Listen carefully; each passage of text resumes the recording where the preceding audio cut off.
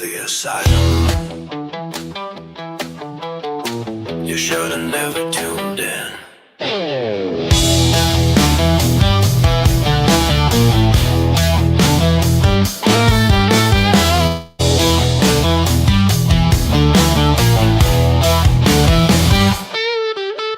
Crack walls, voices in my head, neon slime dripping, glowing green instead.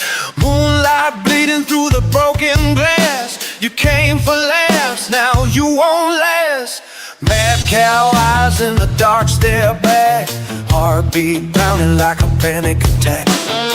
Graffiti screaming on the padded walls. Don't look, but you hear the call. Something's wrong, you feel it too. Static crawling through the view. No escape once you're inside. Welcome to the other side. Hey, welcome to the old cow-faced taboo, where the crazy never sleeps. Live while the world goes mad and the nightmare runs deep. Screaming loud, you're stuck inside. No way out, no alibi. This ain't a show, it's a breakdown. Welcome to the H-Town now.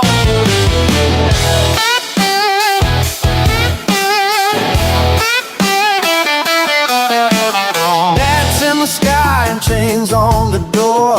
Every step echoes, you want more. Pink and green like a toxic tomb. Nothing here is what it seems. Voices laughing from the void. Every mind gets slowly destroyed. Feed the chaos, here go live. This is where the freaks survive. You clicked once, now you're gone. Pulled into the madness song. No return, no control. This place eats your soul. Hey, welcome to the cow-faced taboo, where the crazy takes control. Lights flash, your sanity brands as the chaos takes your soul. Screaming loud, you're part of this. Can't escape the airwaves. This ain't stream, it's a lockdown. Welcome to the H-Town now. Going insane now. Don't look too late, you're in now. Welcome to the cow-faced taboo, where the madness never ends. Laugh with the monsters now, like they're your best friends. Screaming loud, this is your show. No way back, just let go. This ain't life, it's a meltdown. Welcome to the H-Town now. Lolcow Asylum, we're live.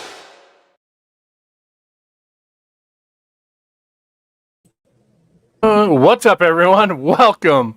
Can you guys hear me? Are you able to hear me? Can you hear Maybe. me? Yeah, there we are. I can hear you.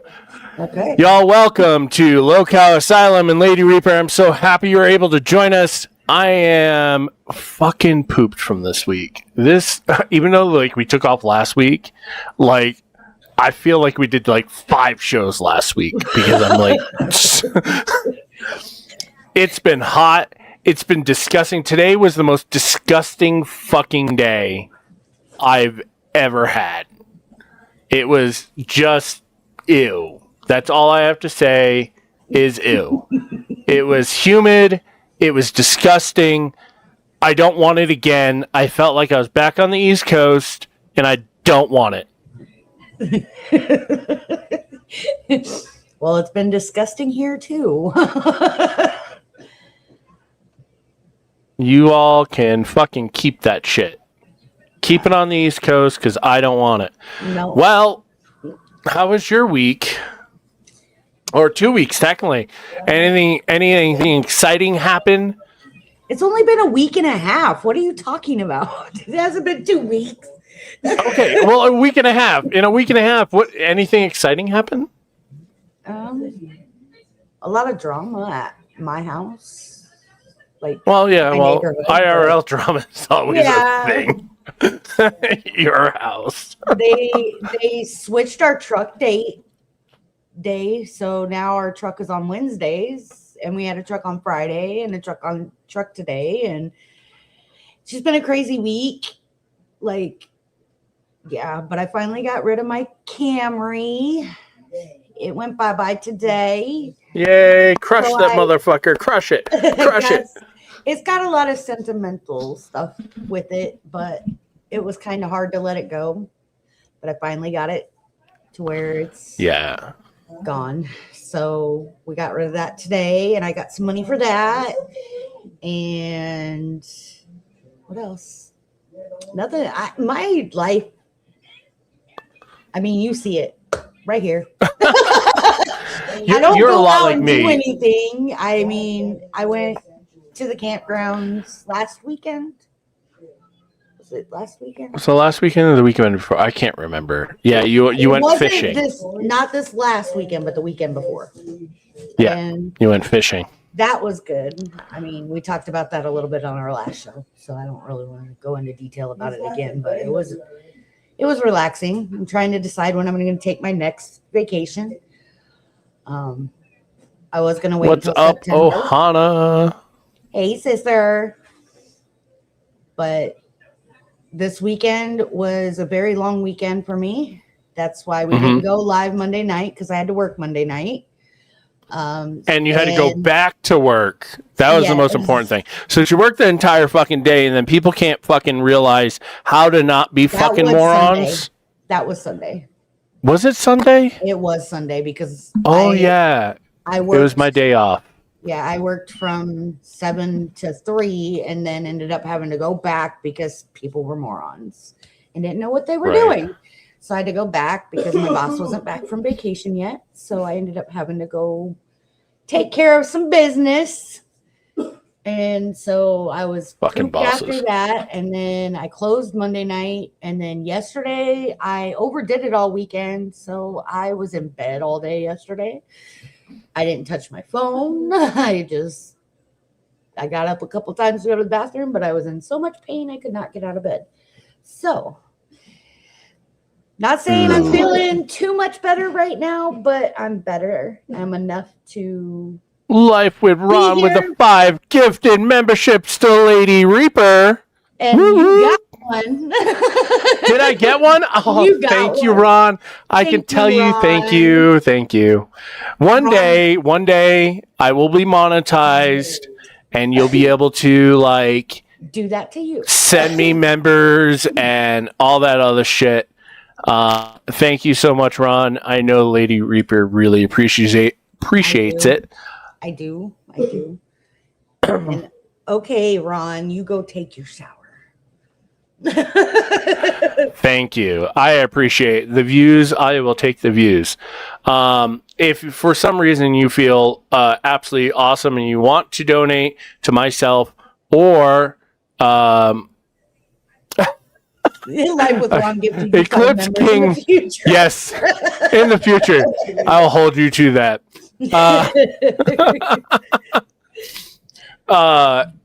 If for some reason you guys want to donate to us, Lady Reaper is monetized, so you can donate to her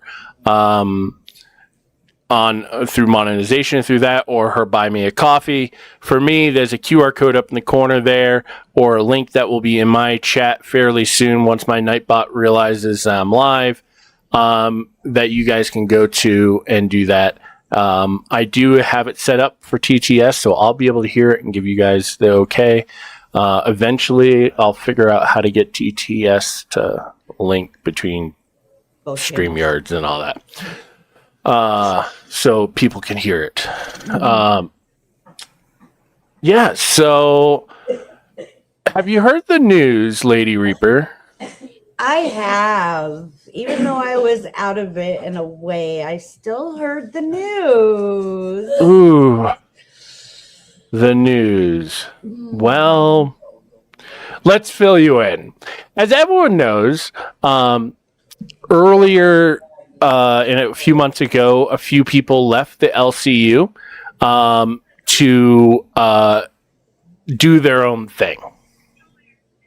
That's a good way to say it, right? Yeah.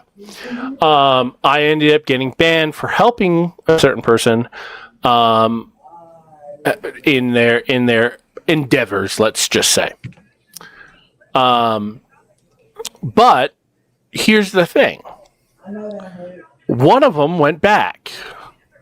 Well, maybe two. We're not too sure. I know one is confirmed. One is back in the LCU, and that is Amberlynn Reid. Amberlynn Reid is back in the LCU, has an intern role. And an intern plus role. Sorry, intern plus role. But so I received a screenshot the other night, and I'm just hanging out in Discord. If you're not in our Discord yet, join the fucking Discord. It's right here. Just join the fucking Discord.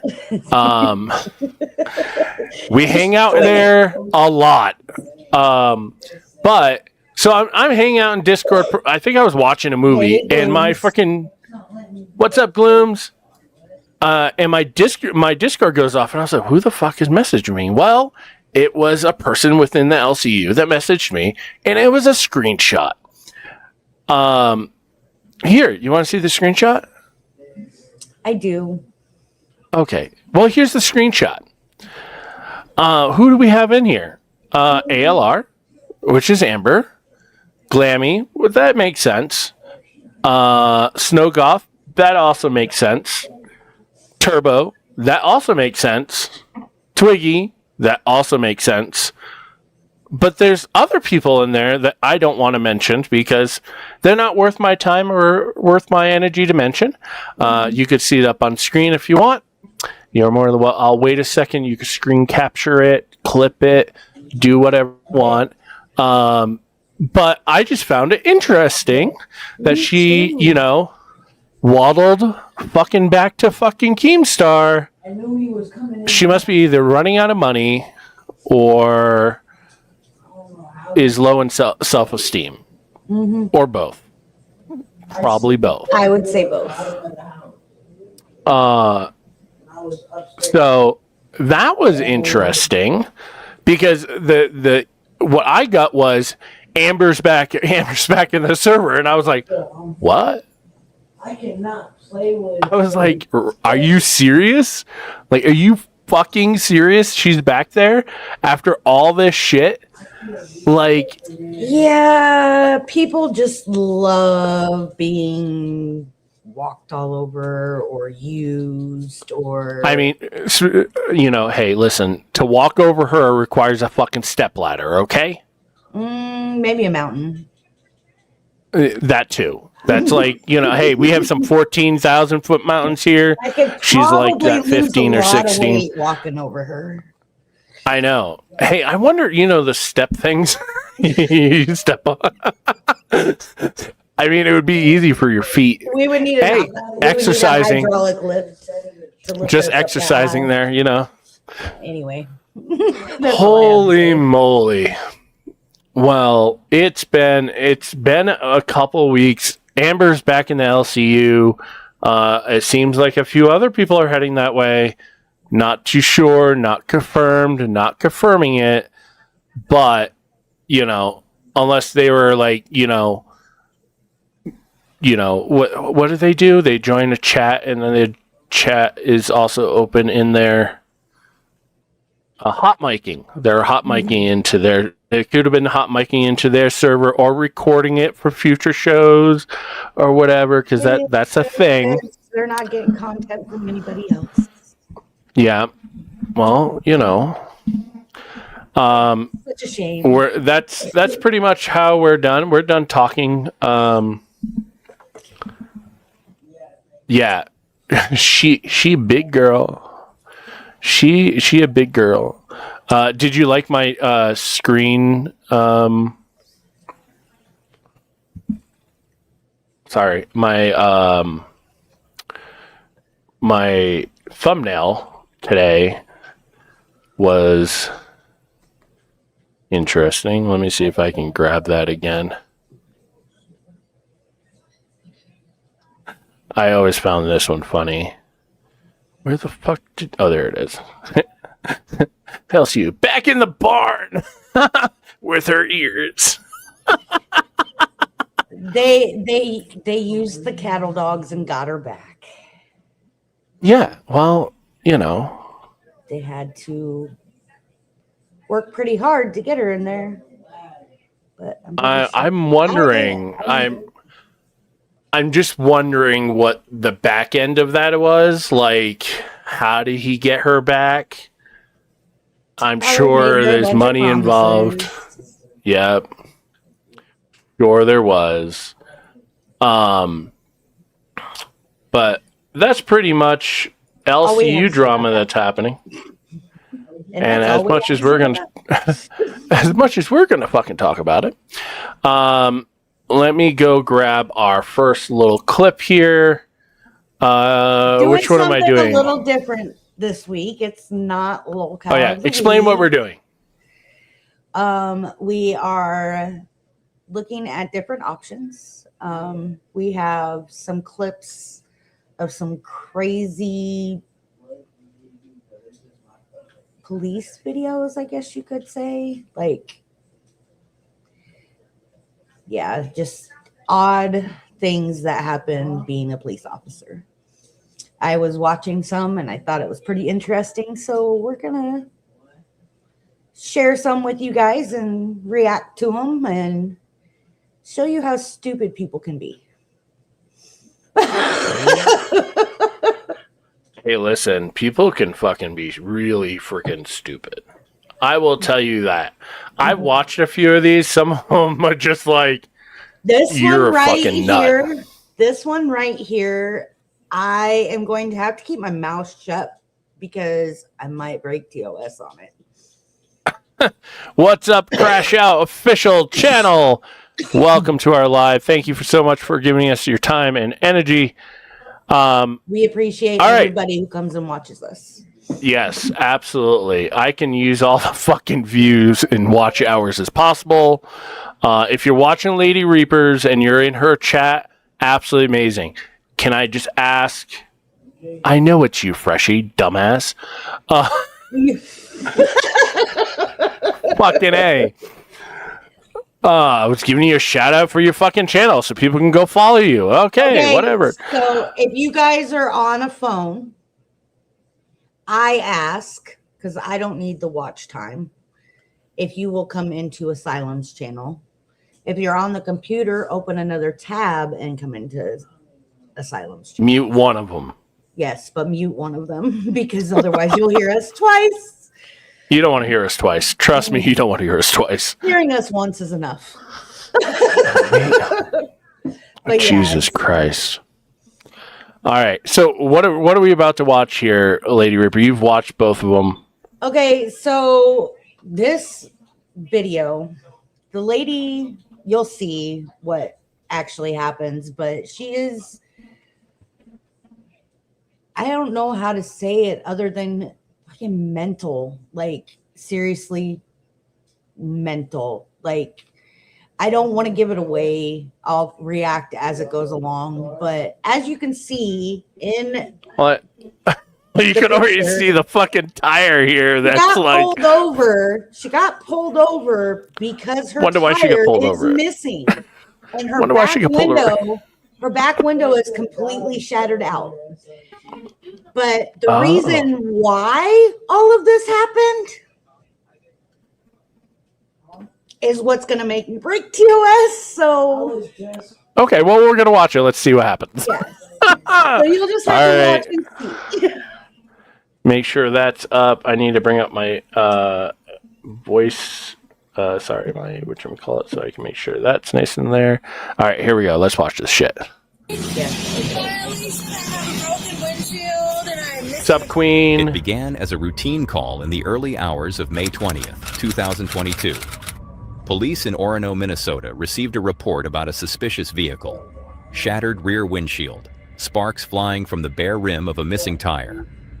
Officers located the silver Look at Impala her fucking and back initiated window. a stop, unaware that the encounter would unravel into one of the most horrific child homicide cases the city had ever seen.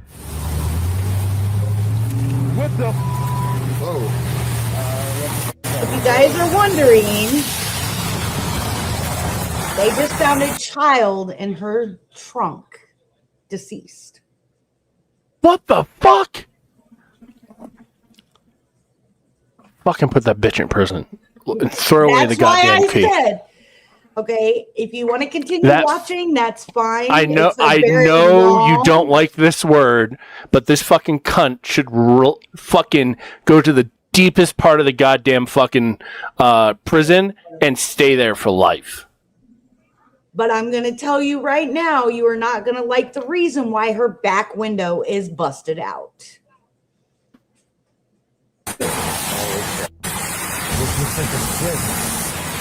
Let's cover it. Behind the wheel was 31-year-old Jaleesa Thaler, restless, evasive, and struggling to provide a clear explanation. She claimed neighborhood kids had shot paintballs at her car, causing the damage, even the missing tire. But the officers saw far more. Is that not her kid? That is her kid in the trunk. Just keep Okay. Destruction than simple vandalism could explain. Well, you don't have a tire. Oh, I know. I'm going home right now. You going where? I'm going home right now to get. Okay, where's home? Just down the block. Do you mind if I get on my way? I really can't. I've seen that one. Right, so that's why you're being stopped right now, because you don't have a tire. Exactly, and I'm on my way. I literally live 1 block away. Okay, do you have a driver's license on you today? Okay, so you said kids were shooting BBs at your window? When was that? Like an hour ago. So they shot off your tire with a paintball gun. Okay, so paintballs don't break a tire though. Well, they must have been doing something because it was really. Oh no, this is worse. Why is your hand all bloody? Because I was just. Wait, pause it. You heard that. Why is your hand all bloody? Right? Keep going. Well, now I'm gonna fucking rewind it a second. Because I didn't hear it. What was that? Like an hour ago. So they shot off your tire with a paintball gun. Okay, so paintballs don't break a tire though. Well, they must have been doing something because it was really.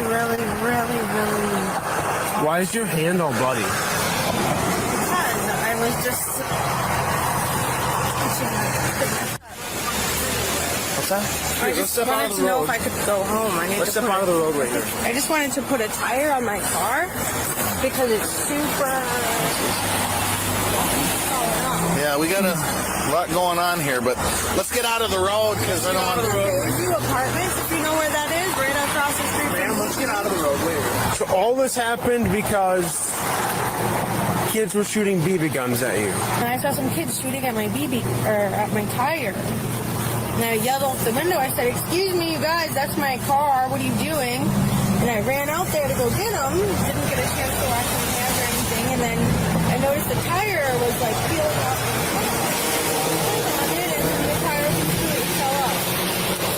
So is the tire still back at the parking lot of the building, or where is the tire? The tire fell off somewhere over there. You guys, are you trying to search me or something? No, because you have blood, I'm just gonna put gloves on. You see this? This is blood. No, it's not. It's Deer meat? It was deer meat. Let me see your hand for a second. Can you just show your hand to me? How about the other side? It's just dirty. Okay. It smells like death in there. Saying it's deer meat. Smells like fucking death in there, but you know. It's deer meat. It's deer meat. Deer meat. Deer meat does Deer not meat. smell like death. Sorry.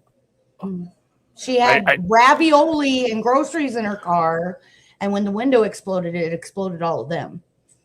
people that do crimes against children should be brought to the highest cliff in Minecraft and booted off in Minecraft.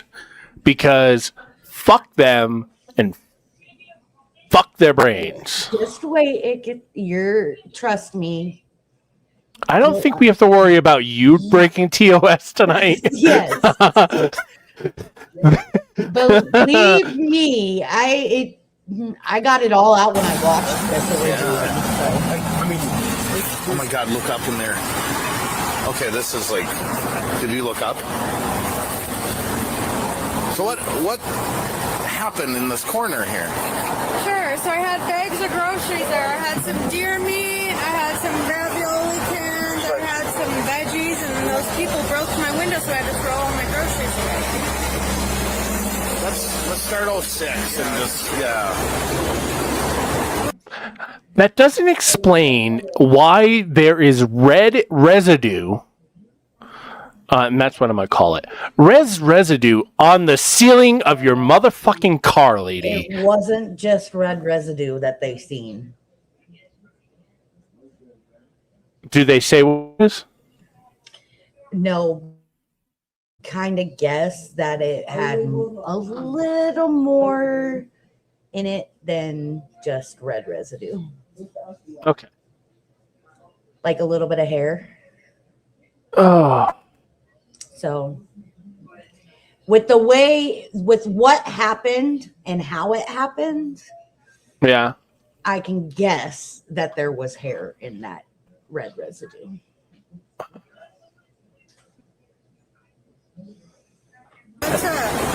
So nobody else was in here today with you, right? No. Nobody. No. Liar. Okay. Why? What's up? Well, we're trying to figure it out. There's a lot going on here. That's a lot of blood. Blood smeared across her hands and staining the interior prompted alarm. When pressed, Jaleesa... Okay, for those that don't understand law enforcement and stuff like this here gives them probable cause to search the vehicle, okay? There is red residue in a car, and there's nothing there. It gives them probable cause because of the safety aspect. Why is there? And, the smell... Listen, I'm going to tell you, when you first smell your first deceased body, you don't forget that smell. That smell lives with you for the rest of your fucking life. So, Yes. they know what it smells like. insisted it was meat from groceries she claimed she had thrown away after broken glass contaminated them. Yet her answer shifted, circling the same implausible story. Officers noted her growing agitation each time they mentioned the trunk. What do you have in your trunk? Nothing. Nothing in the trunk at all? Nothing. There's no deer meat or anything in the trunk? No, sir. Somebody else drive your car? Just me. I understand you want to be good at your job, but I also think it would be really beneficial to just give me a ticket and let me go. Well, we got one coming here that's in charge of it all, and then he can tell us what we're doing. Is he here? I'm cold and crabby. Please let me go. Hey, Lucy. We get it, and we appreciate your What's up, patience with us. Lucy? I know there's a lot going on here. Well, yeah, I mean, what's going to happen? I just want you guys to let me go. I know. It'd be nice if I didn't even have to get a ticket. Despite initially allowing Jaleesa to leave with a ride from officers while her vehicle remained detained, a supervisor returned to inspect the car more thoroughly. The damage, the blood, the inconsistencies. Each signaled there was more here than a traffic violation. One unsettling thought kept returning. What's in the trunk? And after a final deliberation, officers lifted the lid. Just your thoughts on one thing. We have not checked the trunk, and I have this terrible feeling about the trunk, and I've had it the whole time. I don't know if we can peek or if we want to leave it alone or knock and say, hey, anyone in there? Whoa.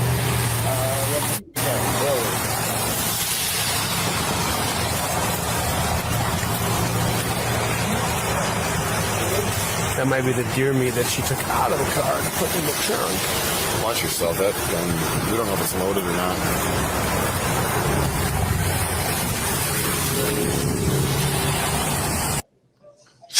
let's just say what's in the trunk is not in the trunk, by the way. Depending what state this is, she's already fucked up because now there's a firearm and she didn't notify officers. So some states, if you have a pew pew in your car, you have to notify them. This state requires not to. Okay, so this state requires them to notify an officer when they come up to the car. Hey, officer, hands on the wheel. I have a firearm in the car. This is where it is. It's unloaded. I'm traveling. Unless you have a cool little car like mine. What is this? Is it an amp? It looks like a kid leg.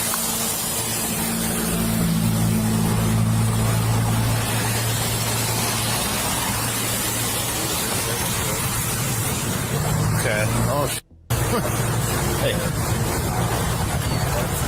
We need as many body cams up here as we can here. Get some body cams up. We had to safety check this thing. Blanket. Watch out, there's a shotgun there. There's a shotgun right aimed at you. There's weight to this blanket.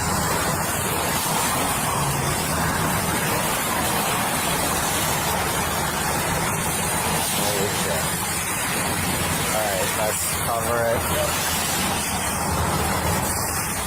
Under a blanket lay a child's body, his head gone. A sight so devastating it sent officers scrambling to detain Jaleesa immediately. In the chaos and urgency of the moment, one thing was clear. Police now had a homicide case involving a parent. Yeah, we'll get her right now. Baby condos. She ran in there, by the way. She booked it when she got out. Okay, so we get there. She ran in her apartment. She's not going to come to the door. We're just going to boot it. Yeah, we're going. Police, come to the door! Police, come to the door! Much nicer way than I would have done it. I would have kicked it in right away. I wouldn't even announce myself. Take it. Police, come to the door! Right there, check it. Police! Touch that one. Police department! Watch that one. I'll cover this one. Go with your hands up! Announce yourself! Please announce yourself! A frantic search began. At Jaleesa's apartment, officers discovered she was... Hold on, why the fuck did they let her go? Because they didn't discover the body yet. Yeah, no. But she was standing there. She's at a traffic stop. Did she run from the traffic stop? No, they took her home. They detained her car and took her home.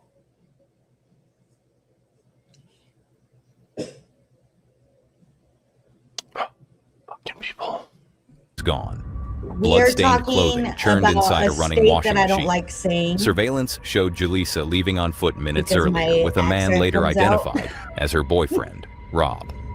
While officers traced their path through the neighborhood, others combed through dumpsters near a nearby Shell station, where Jaleesa had claimed her tire was shot out. Witness reports described her dumping multiple objects. Inside the bins, detectives found evidence too disturbing to ignore. A booster seat torn by a shotgun blast, a backpack with bone fragments, and homework belonging to a 6-year-old boy, Eli Hart. When officers reviewed surveillance from the apartment complex, they saw Jaleesa placing Eli gently in the back seat of her car just hours earlier. That image was the last record of him alive. Jaleesa and Rob were located walking near the complex and were immediately detained. Get your hands up! Hands up! Get on the ground! Get on the ground! On the ground! Lay on the ground! Hey, you go to the right! You take him! Wait, don't move!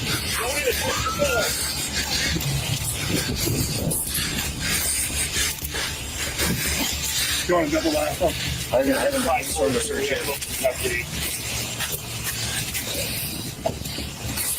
What am I under arrest? They don't have anything on here.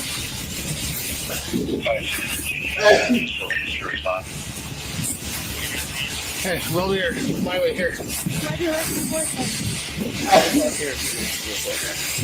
Okay. What the f is going on? We'll explain to you at the police department. Well, no, what the f is going on? Seriously. You'll be explained to it at the police department. You're being detained right now. For what? Put him in there for now. For what? They just walk down the streets all doing. During interrogation, Julissa refused to acknowledge what police found. Her explanations shifted wildly, blaming unknown attackers, claiming assault, suggesting her ex-husband was responsible, introducing new details only when earlier ones collapsed under scrutiny. Investigators, however, already had the evidence: phone records, surveillance, forensics, cash purchases of ammunition, and timelines that contradicted her claims. They confronted her with the unavoidable truth that the body in the trunk was her son. Oh, can you tell me what it was? And maybe I'll know why I'm here. There's a dead body in the trunk of that car. A dead juvenile body. Really?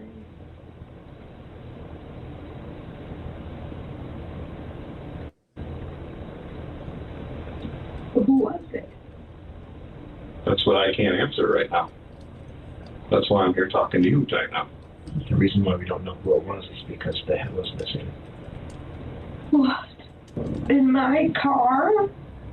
Witness statements, ballistic evidence, and location data led detectives to conclude that Eli was killed in. You saw how sarcastic, or you heard how sarcastic that was when she said that, right? Who was it? Huh?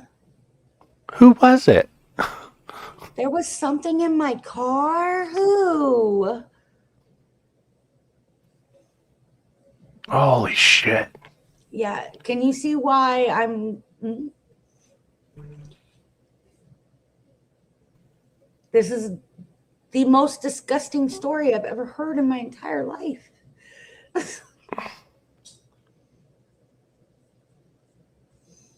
The things that I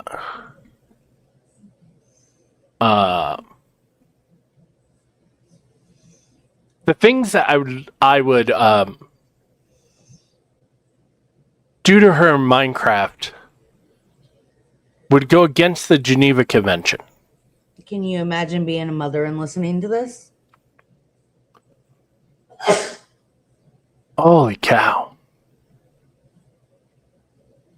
That's why I said there's some, I'm not even going to say messed up. I'm going to say fucked up people out there. Yeah.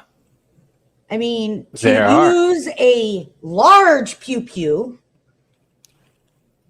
and decapitate your child, your own flesh and blood. With that pew-pew, and then say That's just... it's sick. 24. Akron police officers. That's just insane. All right, I want to watch something nice Yeah. because that was... You didn't watch it That before, sucks. did you? Nah, Yeah. the ones I watched, the ones I put in, I watched. Yeah, it's just it's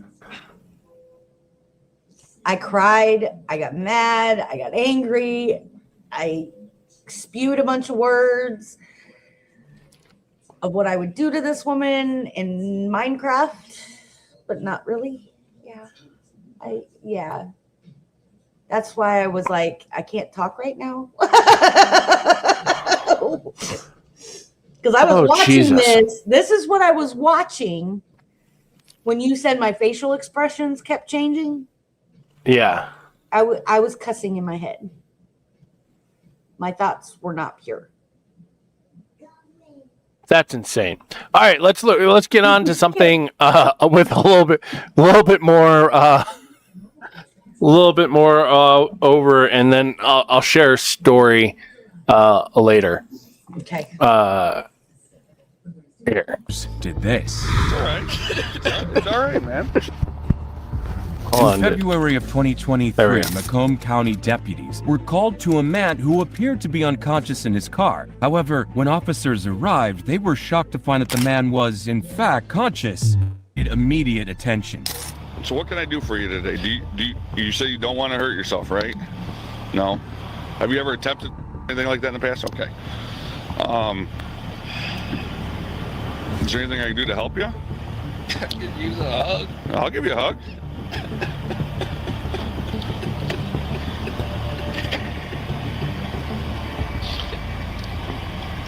Seems like you got a lot going on, man. It's all right.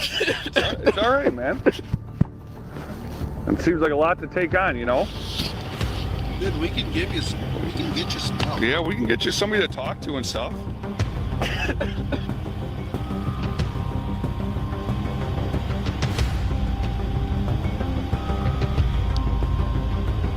Where do you work at?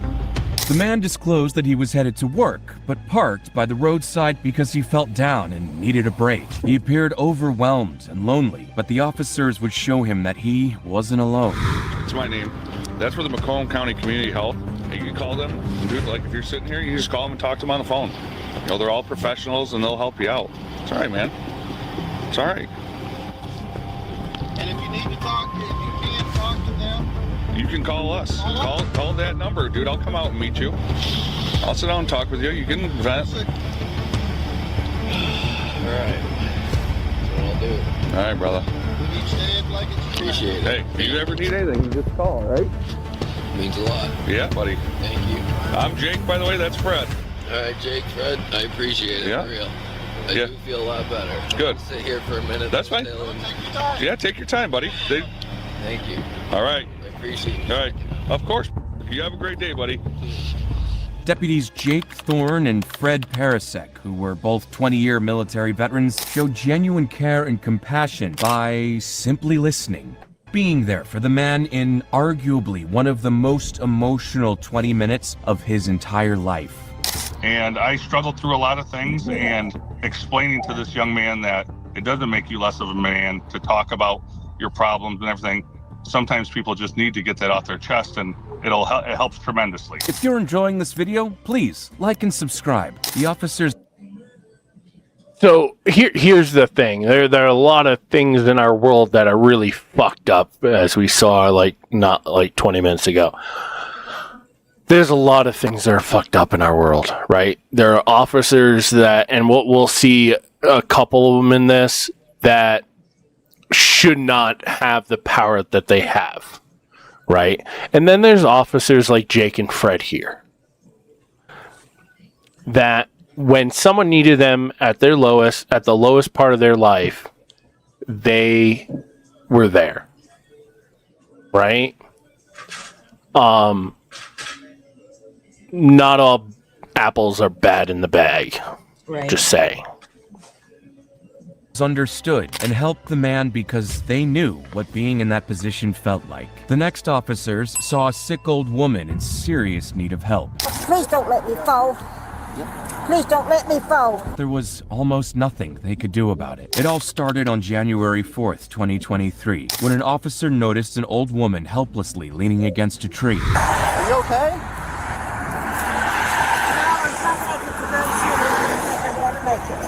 Trying to make it to Grove City, huh? Are you going to the Target? No, my son got his dad, and I want to go up there and see him for his eyes. Why don't I give you a ride? Huh? I could give you a ride. Well, would you do that? Sure. Okay. Why don't I gotta get this stuff picked up. What's that? I gotta get this stuff up. It's spooky. I'll pick it up. Do you walk okay? My back's hurt me so bad now I don't think I can walk. If I know this, I wouldn't have started out like this. The woman seemed exhausted and almost appeared lost to the officer, who needed to find out who she was and possibly take her home. But just then, he was approached by the woman's family, who had some shocking details that would explain everything. Do you know her or something? My grandmother, she's got Alzheimer's. Oh, okay, is that what's going on? Yeah, she does this every day. Can you guys take her to the psychiatric hospital and I'll meet you there with her? I'm selling her house tomorrow. Her house in my name. I'm selling it to put her in assisted living and lockdown. But this is what I find every day. So she's gonna get killed. Yeah, we had an officer he passed about a week ago telling me about she was trying to walk to Target over on Stringtown. No, she's trying to get to Monterey to go see her son. That's what she's saying today. Yeah, he's been dying. It's got to be the same woman. Yeah, he's been dying for 2 years. He ain't dying yet.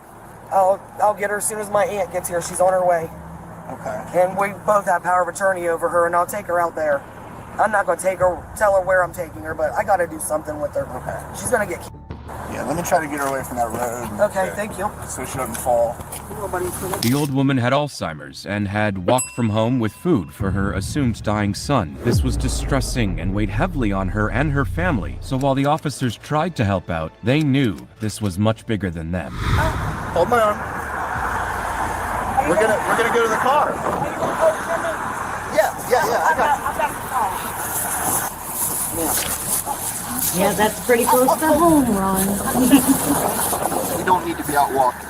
I know that, but I just want to say one more time before he dies. I only had 2, and I've already lost one. Take steps. Okay. Keep walking. Yeah. I just don't want to litter up stuff. You're now, fine. am I right? This poor little old lady is more worried about the bag that's in her hand than anything else, right? Right. That's so like Alzheimer's. So here's the thing, and I used to work in a memory care unit. Alzheimer's is not a disease that hurts the person; it hurts the people around them, right? Alzheimer's specifically attacks the brain. It attacks the part of the brain where memory is. When a person eventually passes, they've done studies of the brain where literally that part of the brain is like hard as a rock. And it basically just eats away at that part of the brain. It's a terrible, terrible, terrible disease. Thank God now there's many different medications now that will help prolong that. It's interesting because the simplest thing can set them off. Yes. And they actually go backwards. Yep. Like they could They be forget who you 89 are. years old and think that they're 20. Yep. So my grandmother had Alzheimer's, and she would call me my father's name because I look a lot like my dad. Yeah. But yeah, it's a disease that doesn't hurt the person but hurts the people around them, because watching your loved one go through something like that is not fun. It actually can hurt the person that has it too. It just depends on what stage it's at. When you start going backwards in age, it can mentally, like, even though they're not completely coherent about it, it can mentally like harm them. Like they're adamant on you being their wife when they got married, type thing. Yep. And we never called their rooms their rooms. We always used to call them their apartments. I had this one patient that was the best, and I remember them. She was from the UK, and I always used to call her the Queen. So every time I'd see her, I'd be like, "Oh, Your Royal Highness, how are you?" And she would be like, "I am doing great. How are you, my page?" Like, and it was just something, and that's how she remembered me, and that I was there to help her. And we'd have tea every day. Like, I'd literally bring her tea in the living room, sit down on my break. Sit down and have tea with her. And so every day we had a routine. So when those dark times of, I don't want to take a shower, or get the hell away from me. Who the fuck are you? I was able to go in and kind of de-escalate that of saying, oh, how are you doing, Your Royal Highness? How are you? Da-da-da. So. Yeah, I worked in hospice care. And Hannah said Go ahead. My grandma is 104, and she got it last year, and she's always called me baby girl, so she thought I was her baby girl because of my name, she gave me when I was born. Aw. The only thing you can do is go with it. You got to meet them at their level. She ends up going with her family and all that, so it's a good thing. Look what I can't. Can I click on them too? No, I can't click on them too. Glooms. Cat. Gloom.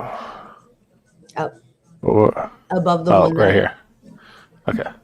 Former coworker with Alzheimer's used to come into work and do things years after having to stop working. I did not know she was not employed still. They do that. Yeah. They do that. We had a guy at a place I used to work that that worked there many, many years ago. And anytime he got out of the house, he'd show up at work.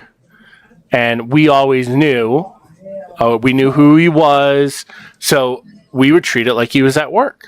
Mm-hmm. We'd get him his apron. We'd get, he would sit there and bag groceries, like all that. And eventually we had their number to the I think it was the daughter or something like that. And we'd call him and be like, hey, so-and-so's here. He's bagging groceries. Just give you a heads up, come get him when you can. Mm-hmm. You know what I mean? There's a lot of things that you kind of just have to meet them where they're at, Yeah. Yeah. Yeah, because if you don't, then they get agitated and they throw you across rooms. Yep. I picked, spit, pissed on. I've had diapers thrown at me. My career ended because of a 72-year-old farmer with Alzheimer's. Yeah, farmers are strong too. Mm-hmm. He picked me up and threw me across the room. Yeah. Yeah. So they are definitely strong. Well, we're gonna stay in Ron's neck of the woods with the Columbus Police Department and go on to another nice thing before we go back to your fucked up video. All right, here we go. Why? What's going on? I'm homeless and I'm done. This was a few minutes after an officer was called to a woman who claimed she needed a ride to a rehabilitation facility. I called Mary Haven. Mary Haven told me to call Nat Care. Nat Care told me to call you. Okay, what's going on? I want to ride to Mary Haven. Okay. Why? What's going on? I'm homeless and I'm addict and I'm done. Okay. So you're trying to get treatment? Yeah. And Grant Hospital told me that Mary Haven has to take me if I go there because that's their policy. But I have no way to get there because I have to go to the one on Jenkins because the one downtown won't accept me because I'm. Which location do you have to go to? The one on Jenkins and High Street.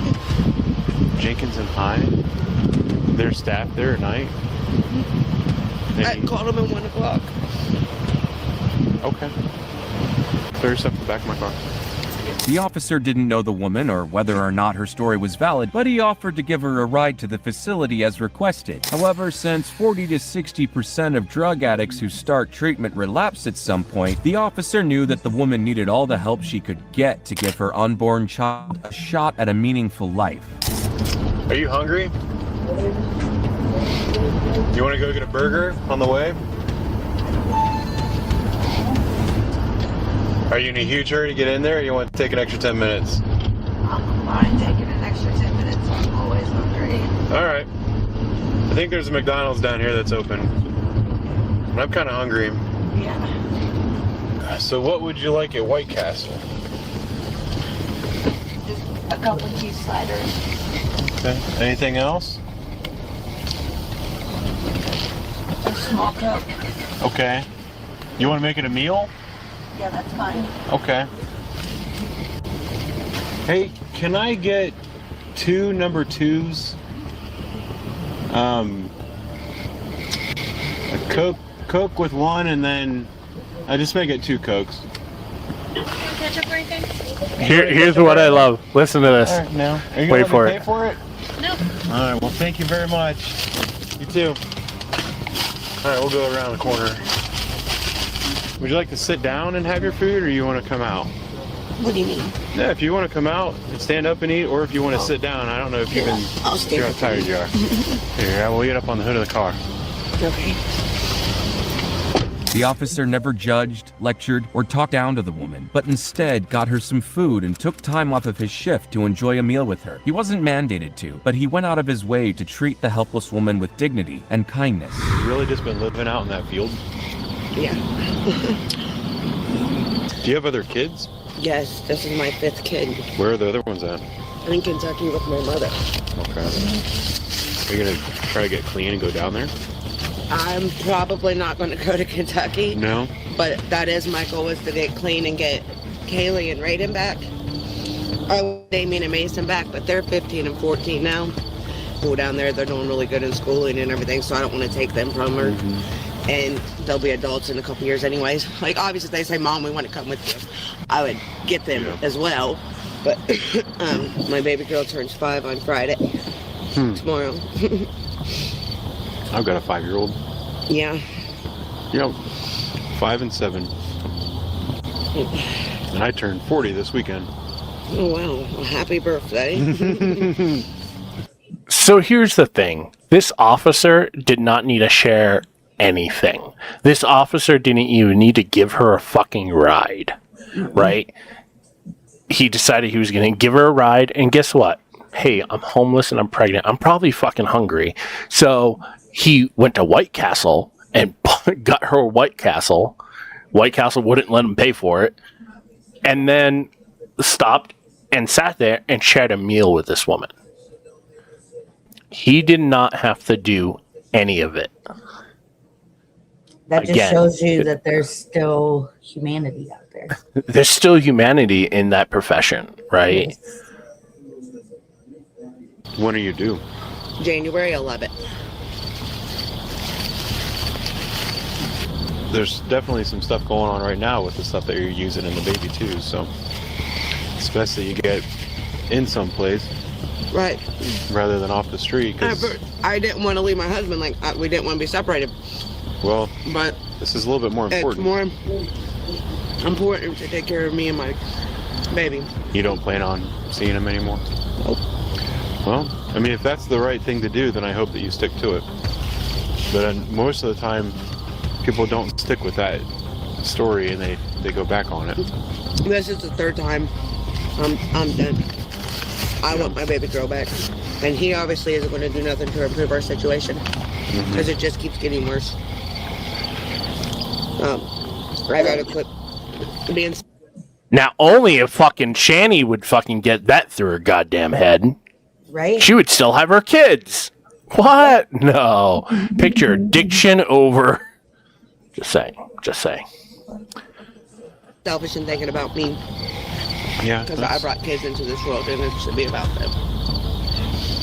Because they don't have a choice. The officer made the woman comfortable while giving crucial advice on how to get her kids back and watch them grow up. She seemed to want this too. And so after the meal, he took her to the rehabilitation center where they both said their goodbyes. Thank you very, very much. You're welcome. Good luck with everything. Thank you. You're welcome. Fantastic. Great work. Thank you. All right. Hopefully I don't see you anymore. Yep. All right. The officer's actions were outstanding, but only the woman could choose to change her situation. The next person needing help was a 2-year-old toddler. Alright, this is so fucking cute, by the way. Do we want to watch one more? Can we watch one more? Yes, please, we can watch Reaper. one more. Okay, we can watch one more. Okay, this is so cute. It'll tell you what happened. Why repeat it twice? What's your name? And he was completely devastated. You're safe. We're gonna get you to your daddy, okay? It's okay. It's all right.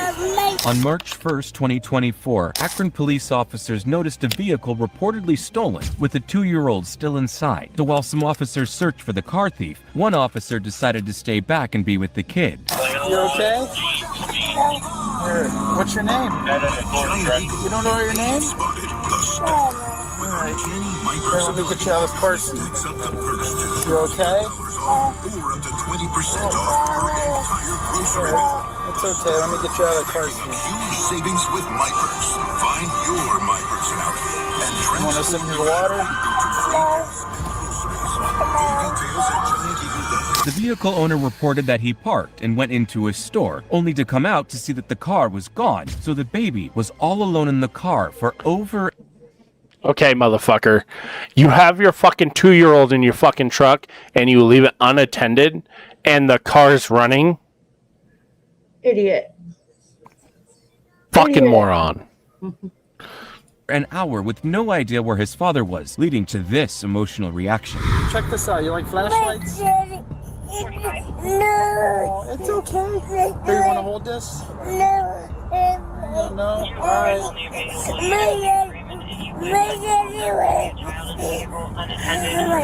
It's alright. Here, I'm gonna take you out. Okay, it's okay. Let's get you out of here. So did you hear the dispatcher in the background? He left the vehicle unattended for 35 minutes, Reaper. 35 minutes. This could have ended so much fucking worse. Mm-hmm. It's okay, your jammies wet. It's okay. It's okay. It's okay. It's okay. You got some books here? You like dinos? I like them. My little boy likes dinos.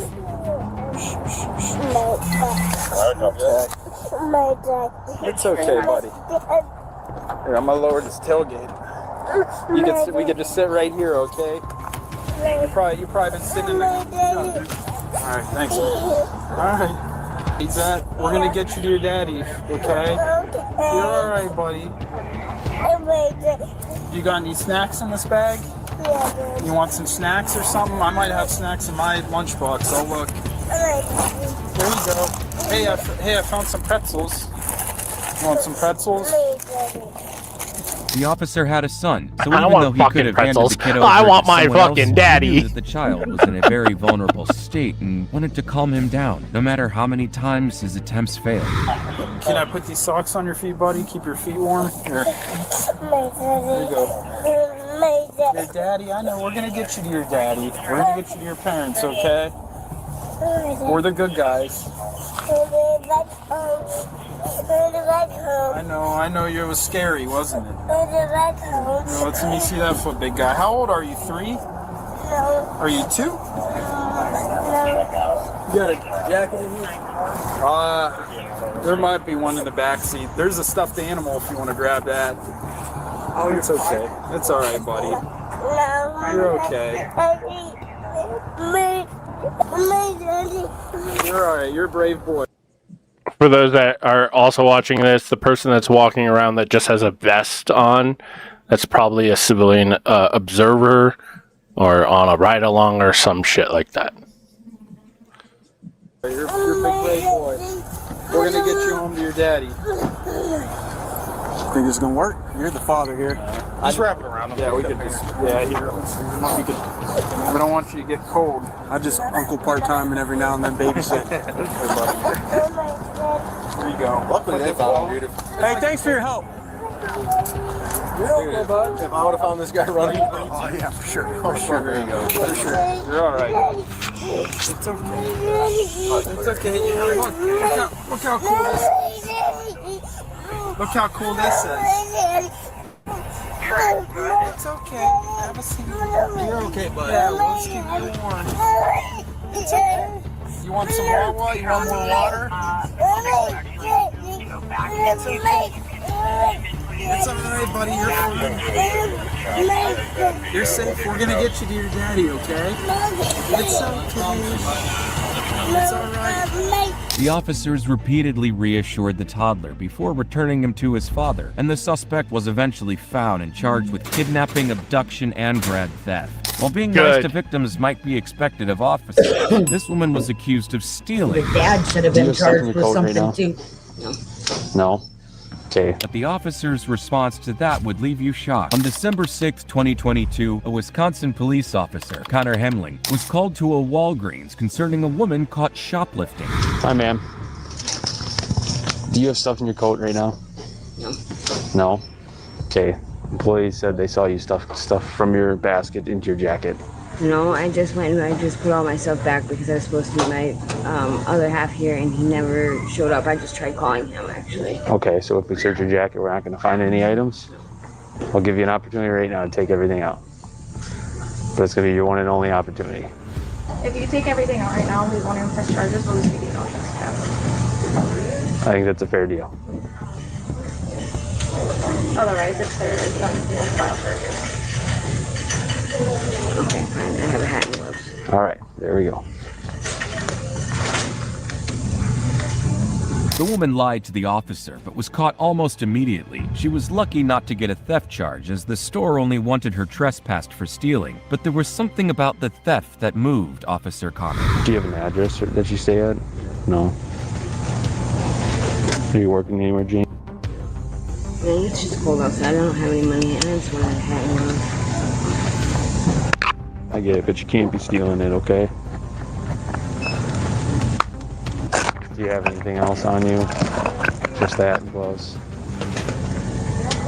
Because if they check cameras and they find anything else, then it's going to turn into a theft charge. Okay. You don't have any gloves or hats or anything? Okay. I have one pair of gloves. The homeless woman had a chance to steal anything from the store, and she chose a hat and gloves worth $10. While this was still theft, and Officer Connor was well within bounds to hand her the no trespass order and walk her out of the store, he decided to do this. You don't have hat or gloves? I'll buy these for her. Thank you. Thank you. But don't do this, okay? I know it's tough, but there's other ways. It's just... Call us for help, all right? But if you come back in here, you're gonna get arrested. Thank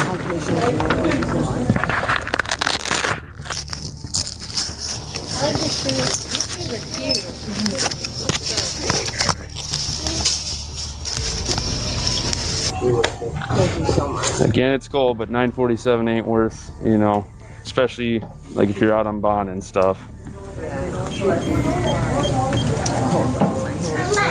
My ears are cold. I get it. It's not an excuse, but like... I get it. But you know, call us for help. We have resources we can help you out with. You know, every contact with us doesn't have to be a bad thing. All right. We'll come back, okay? All right. Officer Connor showed sympathy and compassion to the woman in clear need, later revealing that we're all human beings and we look out for one another. In this case, the woman accepted her wrongs and remained calm, making it easy for the officer to feel sorry for her. But can officers feel sorry for suspects who challenge their authority? All right, let's go back to the weird fucking ones that you sent me.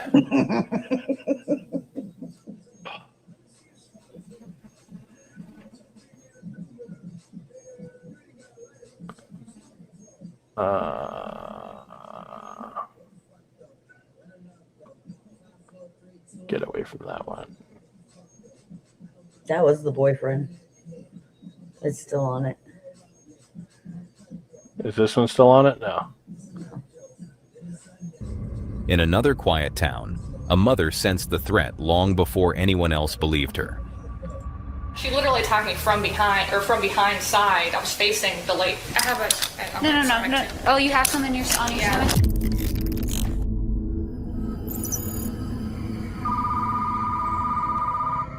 911, what is the address of the emergency?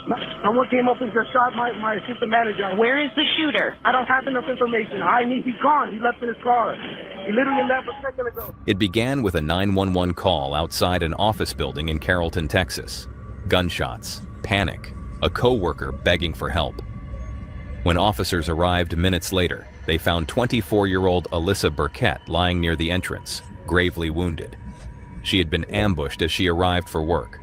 first shot through the driver's side window, then brutally stabbed outside her car. Paramedics tried desperately to save her, but at 9:12 a.m., Alyssa was pronounced dead. The violence was immediate and overwhelming, far beyond what officers expected from a morning traffic call. As investigators taped off the scene, they located spent casings, a knife sheath, shattered glass, and tucked beneath Alyssa's vehicle, GPS tracker. It was clear this was not random. Someone had been watching her. Any crime scene is going to be inside that tape? It's inside that tape. All right. I heard that pop. I turned around, I knew it was a gunshot. She got shot in the car. Okay. She can see her handprints. Witnesses described the attacker as a man stepping calmly from a black SUV moments before the assault. After firing the first shot, he briefly returned to the vehicle, as though leaving, before realizing Alyssa was still alive. He came back with a knife, continuing the attack until she collapsed. No security camera caught his face. At first glance, Alyssa was a young mother working to rebuild her life after a contentious custody battle. She shared a child with her ex-partner, 33-year-old Andrew Beard, a financially successful man with a seemingly stable life, and a new fiancée, Holly. On paper, the conflict between them was settling. Custody agreements had been arranged.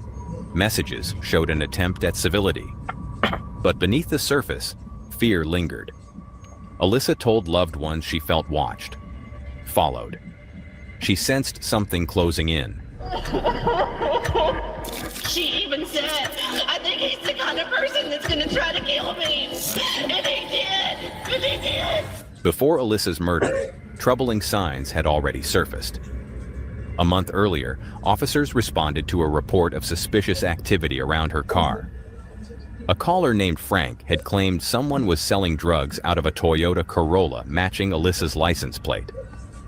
When police searched the trunk, they discovered neatly wrapped narcotics, large stacks of cash, and a handgun with the serial number removed. To investigators, the scene looked staged. Alyssa had no criminal history, no known drug involvement, and nothing in her background linked her to trafficking. Yet the contents were planted with professional precision, as though someone had prepared the evidence ahead of time. Police quietly dropped the case, but the incident left Alyssa shaken. She confided that she felt followed in public places, that she saw the same vehicles near her workplace and home, that someone was keeping track of her movements. Now, at the murder scene, her car shattered, her body lying near the parking lot entrance, detectives found something that made those fears concrete. A hidden GPS tracker attached under the vehicle. This discovery connected the dots. Someone had been monitoring her route for days, maybe weeks, waiting for the opportunity to strike. With a documented custody dispute already on file, investigators began looking at those closest to Alyssa's personal life, especially those with motive, resources, and a history of conflict with her. At the top of that list was her ex-partner, Andrew Beard, father of Alyssa's daughter. Their past disputes over custody, earlier accusations of intimidation, and now the staged drug incident pointed detectives toward a chilling possibility. The attack wasn't spontaneous, but part of a long and calculated effort to discredit Alyssa and gain control of the child. The drugs in the trunk, the GPS tracker under the car, the silent ambush in the parking lot.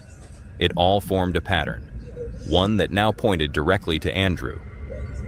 A statewide alert went out for 2 vehicles registered in his name. His white pickup and a black SUV matching witness descriptions surfaced within hours.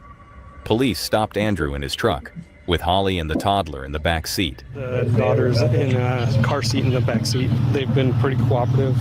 My part was to just find you. That's all they asked me to do. He cooperated and was initially released. The evidence at that time wasn't enough to hold him. But a search of Andrew's home changed everything. Carrollton Police Department search warrant. If you're in there, come out with your hands up. Investigators uncovered maps and handwritten notes listing Alyssa's workplace, schedule, vehicle details, and a private address. Packaging and chargers matched the GPS unit fixed to Alyssa's car. Bleach-soaked hiking boots, cut apart and hidden. Dark makeup used to darken exposed skin.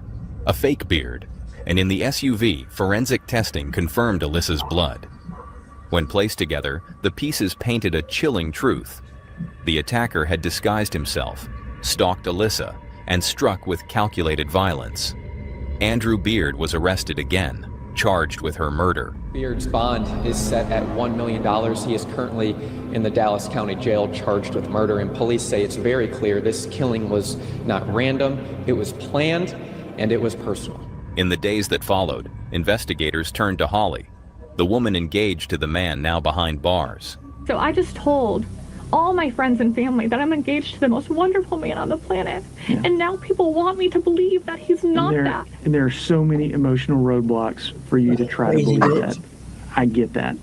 I can't believe that my fiance would do something like that to a woman, or to anybody, but a woman. Telling you there's a side of him that you do not know. There are a few hours that you know he was not in that house. You cannot tell me that I feel that way, sir. I can tell you that because I know that for a fact that he was out of the house, Holly.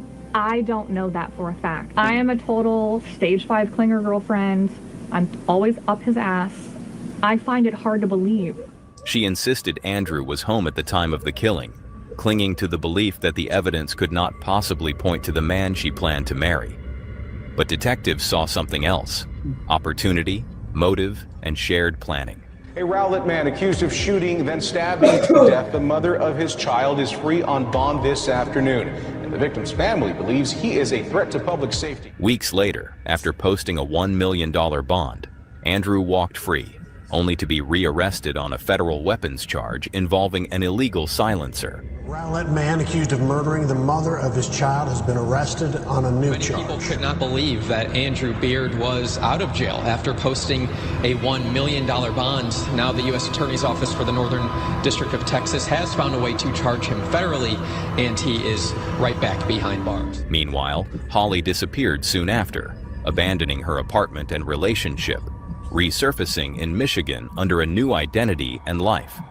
She'd already ordered her Uber and never came back.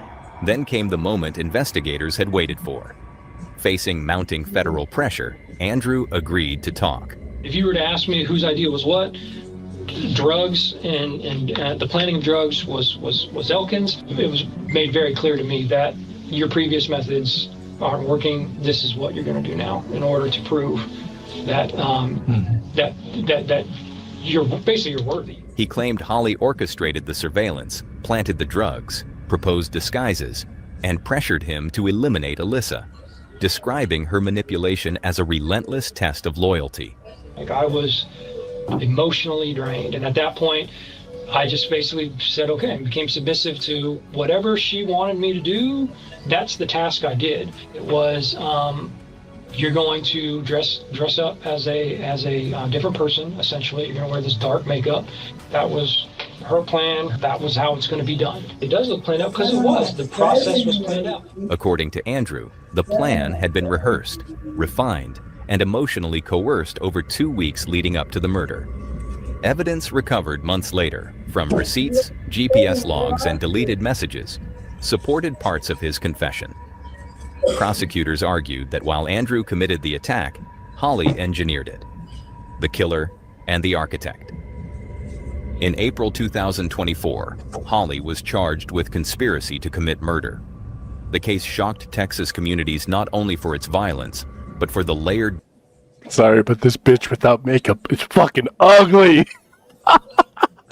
She fucking ugly. Yep. Jesus Christ, chat. That's just, oh my god. That's, oh my god. She narcissistic. I mean, if you go back to that to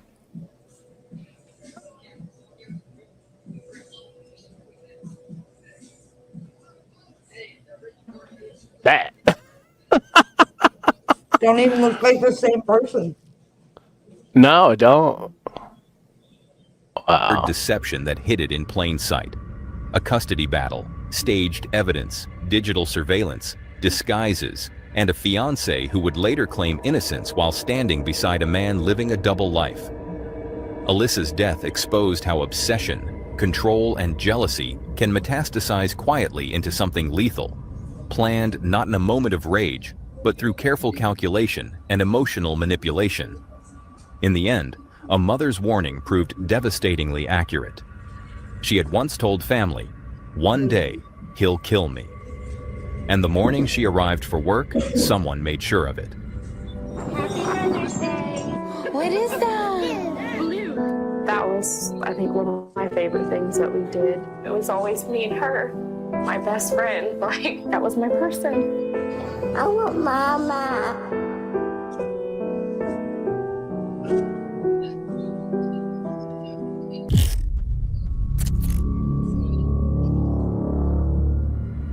While Alyssa... She got two life sentences. That's fucking justice served. 43 years? I don't think so. Listen, he pulled the trigger. But he was manipulated. Yeah, but... and that's how they see it. But 43 years, that's basically life. fought to stay alive in a public parking lot. Another household confronted a darkness hidden behind closed doors and behind a screen. On December 27th, 2024, a quiet suburban home became the center of a disturbing digital investigation. Detectives received a cyber tip from Dropbox, reporting that an account was uploading and storing illegal content. Over the next month, investigators followed the digital trail, subpoenas, IP logs, timestamps, until the evidence. Skip this one. Skip it. Oh, okay. His ginger ale. That one's basically about CP. Let's go back to a nice one. Well, I can't remember if it was on this one or the other one, but it's fucking crazy what this guy does. So I'm not going to the hospital. Okay. Good luck with that one. You can only go to Netcare or the hospital. I'm not going to either one of those two. Well, that's to the contrary, actually. It all began when an officer arrived at a mental institution regarding a mentally unstable man who had threatened to harm himself. What's going on, man? Yeah, they thought that someone called in saying that I was going to hurt them and hurt myself. And I'm like, I never made no threat. No.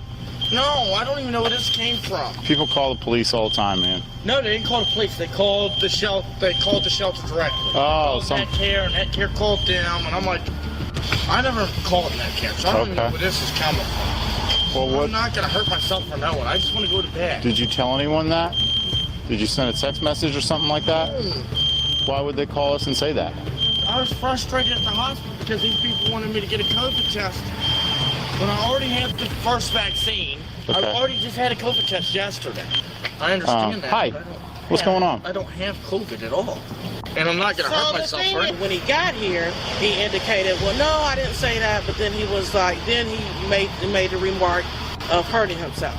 Mr. Williams? I got mad because someone got my business. What did he say? Okay, see, I didn't know. Someone came over here and said, I'll punch you and stuff like that. So I went off saying, come outside the fence. I'll deal with that. But we had it on speaker saying, I'm going to myself. I'm going to myself. Mr. Williams, Did you say you were going to yourself? Yeah, I did because I was frustrated. If you get any more 8 days out here just to swarm elderly female. What exactly did you say? The only thing I was going to hurt myself. That's it.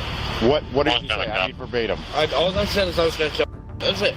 That's the only statement I made. That's exactly what he said. With threats to harm himself, the officer was mandated to detain him with or without his consent and take him to a mental health evaluation facility. The man did not like this. You're going to have to go talk to him. I'm not going to Grant. I'm not going to OSU. I can take you to OSU East. No, they won't help me there either. All right. What's your name, man? To the hospital. You got to understand where I'm coming from, man. I'm going to the hospital. No. Okay, so you want to go to Netcare? No, I don't. I don't want to go to either one of them. I don't want to go to the hospital. I want to go to bed. Listen to me. So this is the position I'm in. I'm just going to explain it to you, and you tell me what I should do. Okay? You did say you were going to yourself. That was tonight. That was just a few minutes ago. Right? Yeah. So the position that I'm in is that I cannot let you leave my site until I hand you off to a medical professional. I'm not going to a hospital. Okay. Good luck with that one. I understand, man. And look, I'm not trying to give you a hard time, dude. I'm just a guy here, right? I don't even know you, right? But you got to understand where I'm. Put yourself in my shoes for 1/2 second. Do you understand that my only option is to either get you to a medical facility voluntarily or involuntarily? It doesn't matter which one has to happen. But it's a lot easier for you to just go over there voluntarily. I don't want to go to any of the medical facilities. I understand that, and I don't want to take you either, but I don't have a choice. But instead of calling for backup and taking him there using force, the officer decided to hear him out and see if they could come to a peaceful compromise. Columbus Springs East. That's the only place I'm willing to go. I think they have to have a... No, they don't. I can walk in to Columbus Springs. I've done it 1,000 times. Okay, I don't want to tell you. I'm not familiar with Columbus Springs East. I've never taken anybody there. It's up there by the airport. I understand. I mean, I know where it's at, but I don't, as far as I know, we can only go to Netcare or the hospital. I'm not going to either one of those two. Well, that's to the contrary, actually. No, it's not. I'm being serious. I'm being serious too, man. I don't have a choice here. I'm not going, no. I care about you, and you know. I'm not going to do anything. I just want to go to bed. I understand that, and I want to let you go to bed. And if you go over to OSU East, you could probably talk to somebody in the next hour or so. If you go voluntarily, listen to me. If you go voluntarily, I won't pink slip you. 1 and 3. Right? If you go voluntarily and you talk to them, then they'll let you out of there a couple hours probably. And you can be back over here. She just said she's not going to give up your bed, and she's willing to let you in after hours. It's already after hours. I don't want to go to OSU East. I don't want to go to OSU. I don't want to go to Grant. I understand, but you have to understand where I'm coming from, man. I cannot let you go upstairs with your medication, where you just said that you want yourself. Point. The only place I'm willing to go is probably Netcare. That's probably the only place. Can you see if Netcare's taking people, please? Sure. Because I'm not going to Grant. I just came from Grant. Sure. OSU East I don't like. Are you familiar? Are they familiar with you at Netcare? Do you get what I'm saying?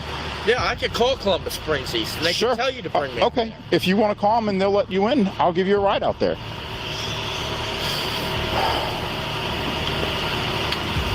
What you got? Yeah.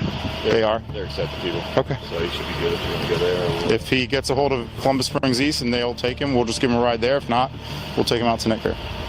The officer put the man's requests above his need to be right, even though he wasn't very respectful. He listened and was kind and patient enough to ensure the man was comfortable while getting the help he needed. Okay. All right, yeah, that's okay. If you bring him here, are you guys going to be pink slipping him? I'm sorry? No, we're not pink slipping him. He said he's willing to come voluntarily to your facility. 110, 113. All right, we'll see you in probably the next 15, 20 minutes. Thank you. All right. And with that, the man was taken to his preferred facility for evaluation, and the officers showed extreme professionalism in finding a peaceful resolution. They knew he was a threat to himself and not to them. However, this officer had to try to save this man's life at the risk of losing his. Wake up, man! Come back to us! Come on! It's not your time, brother. Wake up! But he would find a very unique way to do that. On February 3rd, 2021, a Summit County deputy named Timothy Kensinger arrived at the scene of a 3-vehicle accident, but quickly went into life-saving mode after realizing that the driver who caused the crash was unconscious. Sir, wake up! Can you hear me? Sir! Can you hear me? 1334. Sir, can you hear me? This might be a 90D. I'm going to attempt to administer some Narcan to this individual. Can you hear me? 1334. Sir, can you hear me? Can you hear me? While officers are trained for life-saving measures as first responders, drug overdoses are very tricky because the victim could wake up suddenly and grab a weapon to harm the officer, especially if they were felons. But Officer Timothy didn't care about that and was willing to risk his life to get the man alive and breathing again. Sir, sit up! Come on, buddy. Can you hear me? Hey, buddy. Hey, can you hear me?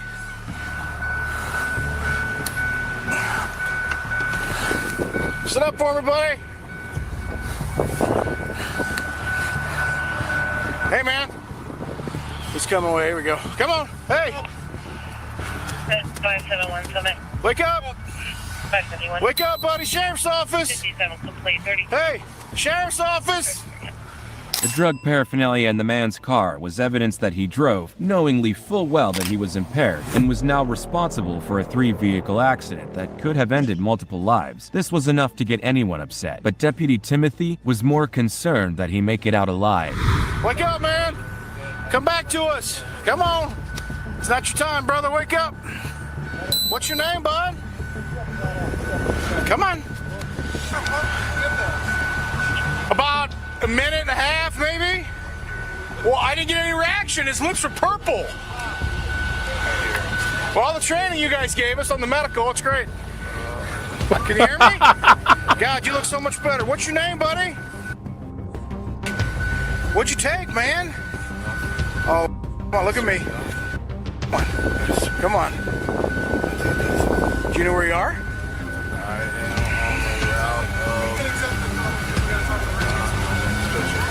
Huh? Nick, want to try and stand up for us? The firemen want to talk to you. And then you and I are going to have a chat, okay? Ready to roll? Yep. All right, what do you want to do? Just stand up, bud. You going to stand up? Come on out here. 8 milligrams?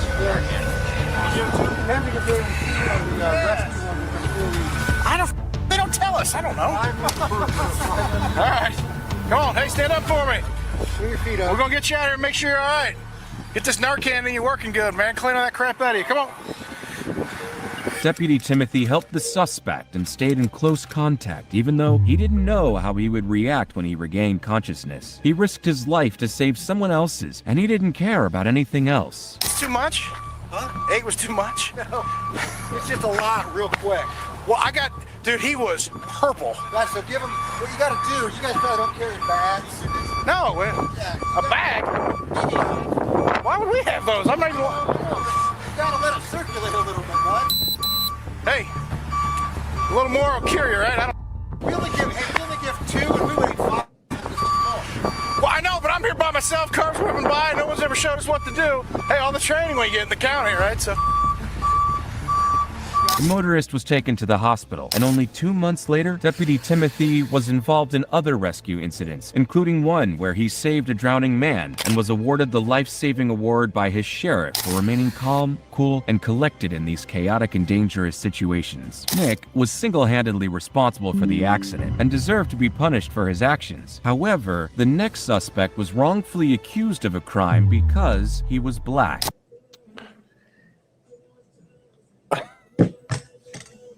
Do we want to watch this one? Or do we want to go back to the fucking weird ones that you picked?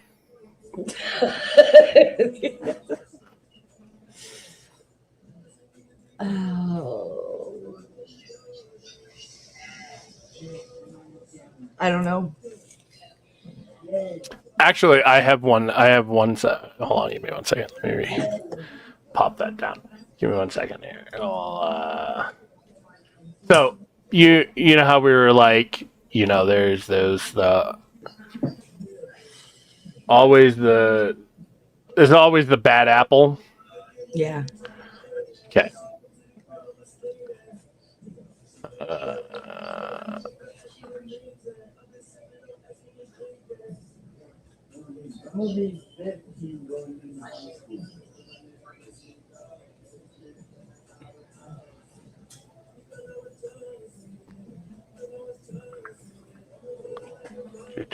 Give me 1 second here.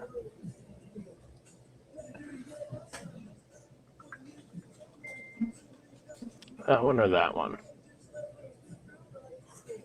We'll go to this one.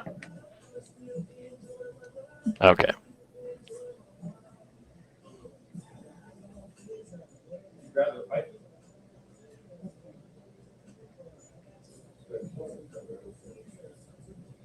No, we won't go to that one. We'll go to this one, though. Okay. All right. So, they're arresting this gentleman, and I'll kind of let the story play out, but it comes out that they had to arrest this gentleman, and the person that basically does the wrong is the sergeant. But you'll see. Should have been a routine arrest into a shocking case of assault against a fellow officer in Sunrise, Florida. In November 2021, the incident began as officers were attempting to restrain a suspect accused of battery and place him into a patrol car. Watch your head getting into the car. Ah, miss, can you stop pulling the cuffs? Just get in the car and you'll be fine. Get in the car. Get in the car. Put in the cuffs. Alright, just the guy that pulled up and stopped short is the guy. Get in the car. Get in the car. Just get in the car. Alright, I'm getting in. Sergeant Christopher Pulis, an officer with 20 years of experience, suddenly intervened in an extremely aggressive manner. Instead of assisting according to proper procedure, Pulis forcefully pushed subordinate officers aside to take control, shouting and making bizarre, threatening statements about exercising the suspect's soul. Hey, look at me. Look at me. Look at me. You want to play games? You play with the wrong mother. What you got to do, man? You going to mace me? Look at me, mother. You want to play games? If you ever get disrespectful with my officers, I will remove your soul from your body. Recognizing that the situation was escalating unnecessarily, a young female officer bravely approached and gently placed her hand on Pulis's shoulder or back in an attempt to calm him down. No. However, rather than de-escalating, Pulis turned on her in a fit of rage, grabbed her by the throat, and shoved her, leaving those present in SH. No. Touch me again. Sir. Get the f*** off. Sir. This disturbing act of violence was captured entirely on surveillance cameras, providing undeniable evidence against a man once seen as a symbol of discipline. The internal investigation that followed resulted in serious consequences. Christopher Pulis was charged with felony battery on a law enforcement officer. He ultimately left the force by retiring in November 2022 to face legal proceedings. This incident not only marked a dark stain on the 20-year career of a sergeant, but also serves as a harsh reminder that when personal ego overrides professional ethics, the price paid can be one's career, reputation, and honor as a guardian of the law. If the assault on a fellow officer in Florida was an explosion of personal ego, then the following incident in Colorado reveals a far darker. Before we go on to this one, this law enforcement agency is known for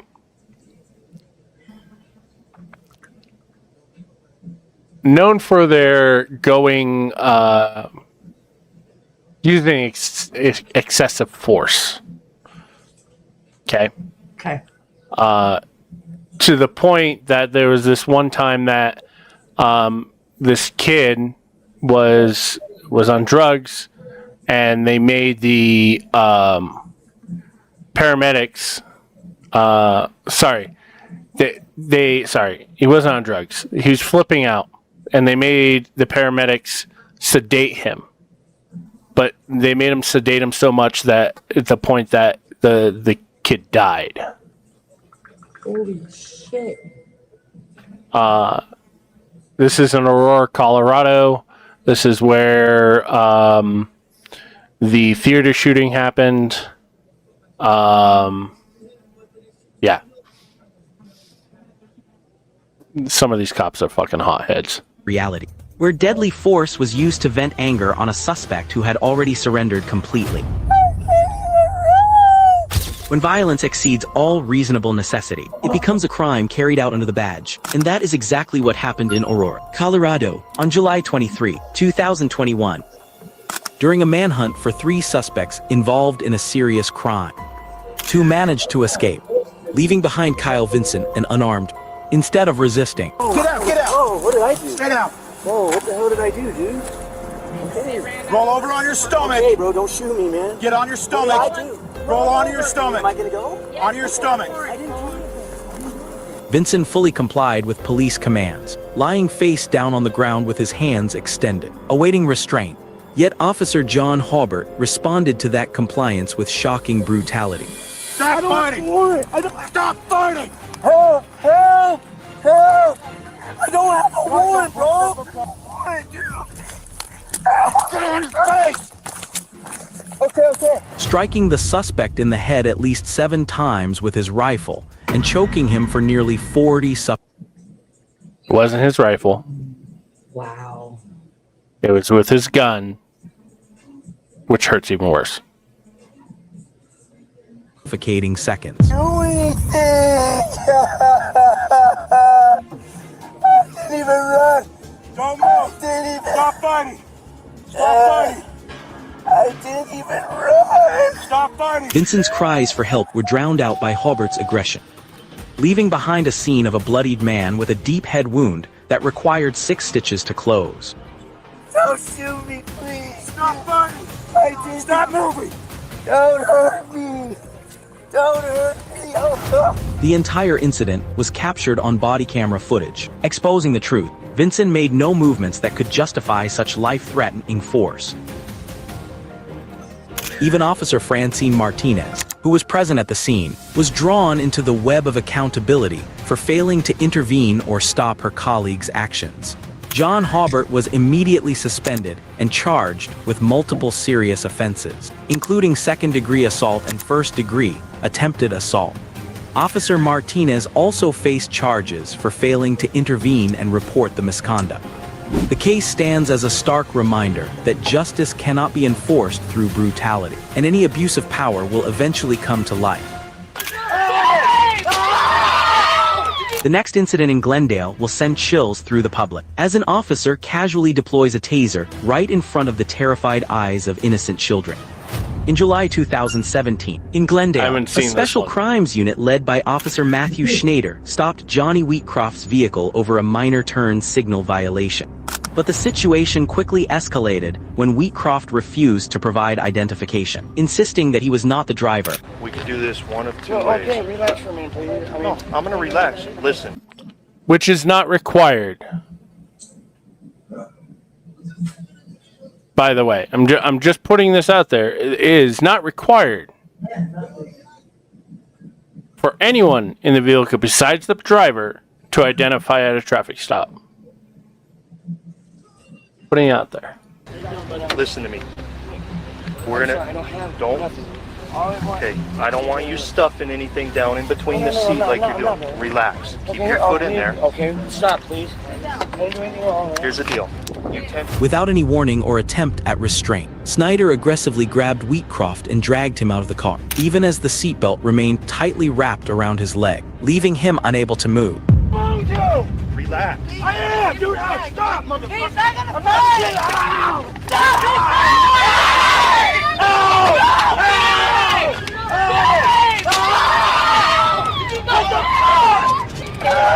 Lay down! Amid the panic. So he's been tased twice. Tased twice. Panic screams of his 11-year-old son, who was desperately trying to free his father from the seatbelt. Snyder continued to throw punches and deployed a taser directly into Wheatcroft's groin while he was already handcuffed and completely helpless. In the groin? Get your hands up right now. Yeah.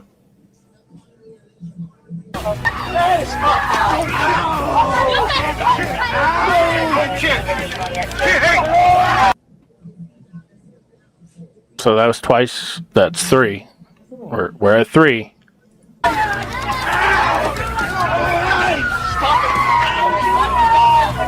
fighting, you're gonna get it again! You want it again? Shut your mouth! I'm done getting around with you! The bodycam footage later became damning evidence of this unjustified abuse, showing that Wheatcroft offered no resistance that could justify the extreme level of force used by Schneider. Get the kid out of the car. Get him to the front of the car.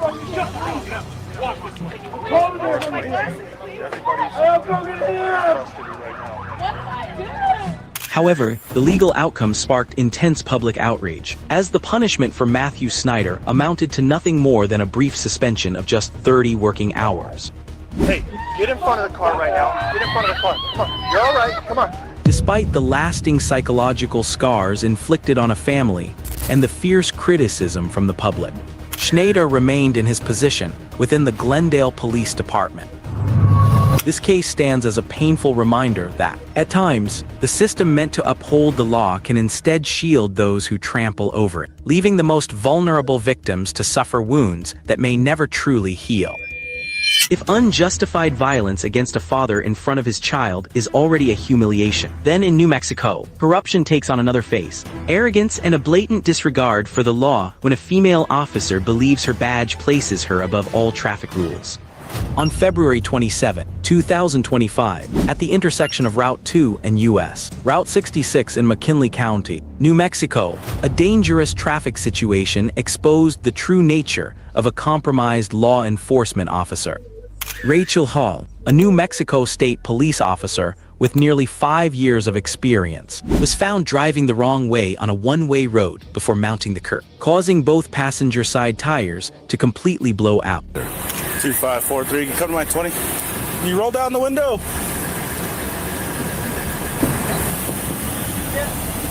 Can you roll it down? You're going the wrong way on 2nd Street, and then you also hit a curb and popped both your tires on this side. How much alcohol have you had tonight? Nothing. So why are you slurring? Instead of cooperating when stopped by the McKinley County Sheriff's Office, Hall chose to barricade herself inside the vehicle, locking the doors and rolling up the windows with an extremely defiant attitude. Reeking of alcohol and clearly slurring her speech, she repeatedly denied any wrongdoing and used her phone to call a superior, attempting to apply pressure in hopes of leveraging influence to interfere with the situation. Cool. Step out of the car. Step out of the car. I'm going to break the window. I don't care who you're calling. Step out of the car. I will break the window. Step out of the vehicle. We're going to break the window. This is your last warning.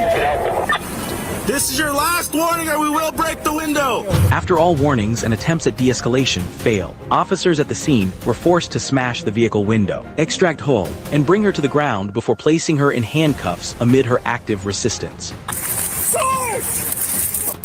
Please! Step out! Step out! Sarge! Step out! Step out! Sarge! Sarge! Sarge! Roll over! Sarge! Roll over! Sarge! I got it here. Sarge!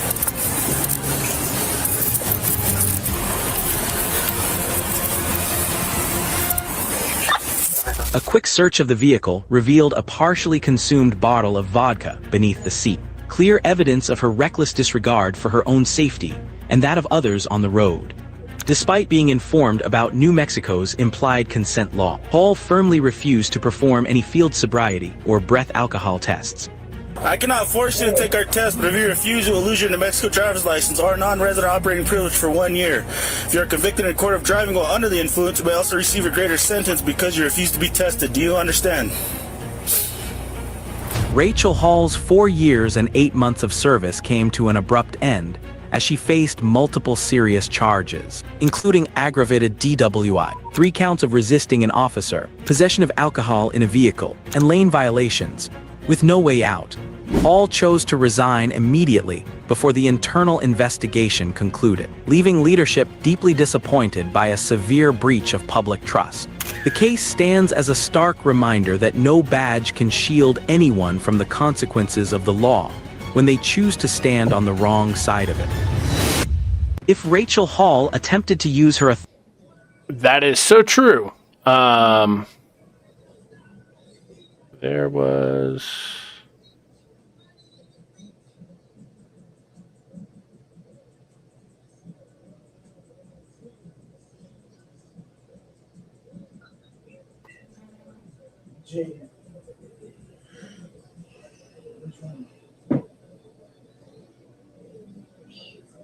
Where is it?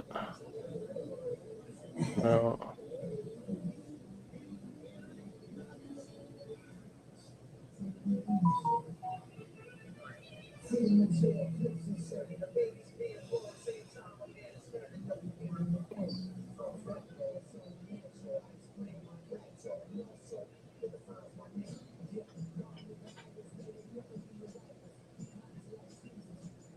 exposes a moral decay when the very person wearing the badge breaks the law while intoxicated, ending in tears of belated regret. On October 27, 2018, Justin Augustine was found in extremely poor condition after crashing the very patrol vehicle he had been assigned to operate. When his direct supervisor, Lieutenant Byron, arrived at the scene, he immediately noticed that Augustine was visibly distressed, uncooperative, and showing clear signs of severe intoxication. And you don't need all your gear, so take your...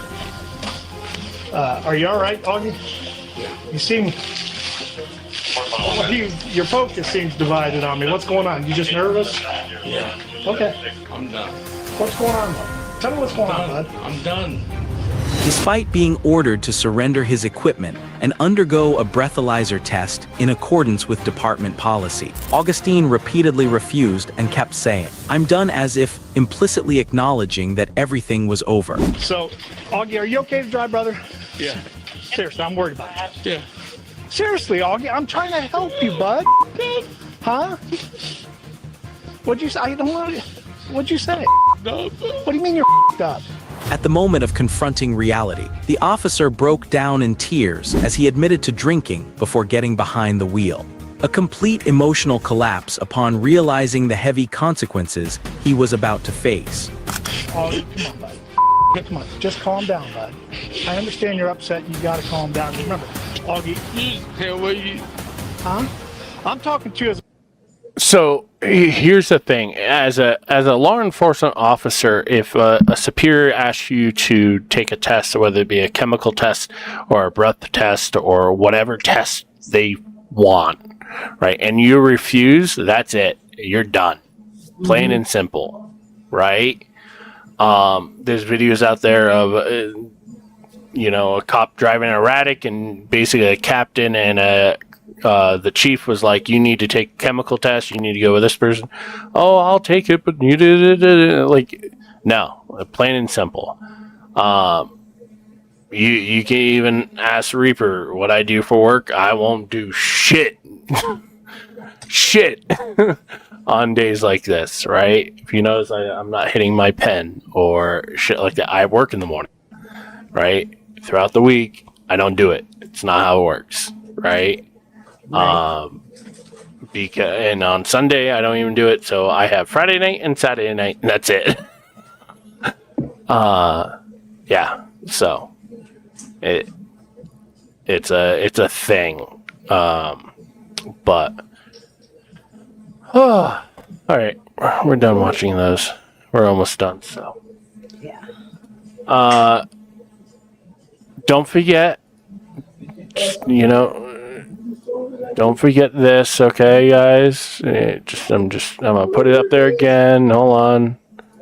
There we are. Don't forget that, okay? Just putting that out there. If you need to screenshot it again, just wanted to put that out there. Clip it. Clip it. Other than that, it's been a wild week. Reaper is finally feeling better. A little bit. Today was hot and humid. I'm going to tell you, it was so freaking humid, I didn't want to do anything. Yeah. All right, Reaper, what do you got to say?